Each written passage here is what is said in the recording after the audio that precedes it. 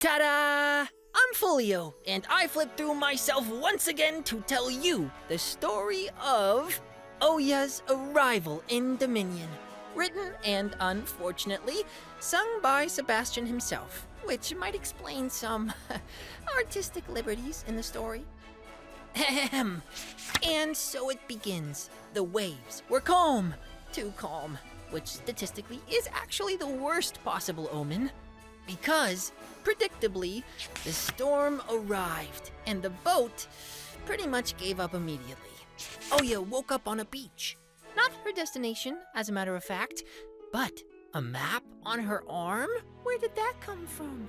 The map led to a cave. Inside the cave was a bard. Inside the bard was, I don't know, his insides and stuff. But anyway, around the bard were guitars.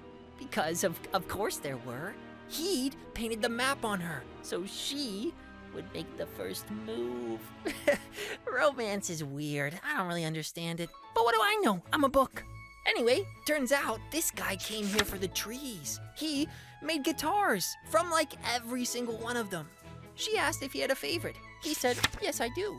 She said, you can keep that one, but the rest are going sailing. And with no better plan, they set off on a boat made entirely of guitars, which actually was not the weirdest part, because unexpectedly, a massive sea monster emerged. Sebastian threw a guitar. Because, of course he did. He didn't have anything else to throw.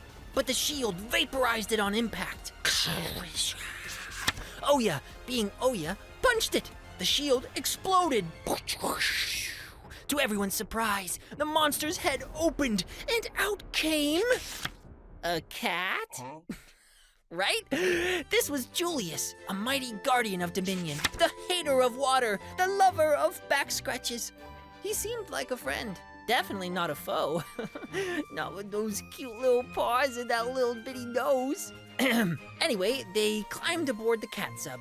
No one asked questions, and that was probably wise.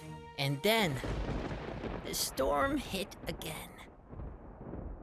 And that, dear listener, is how OYA reached Dominion, according to a bard, on a boat made of guitars.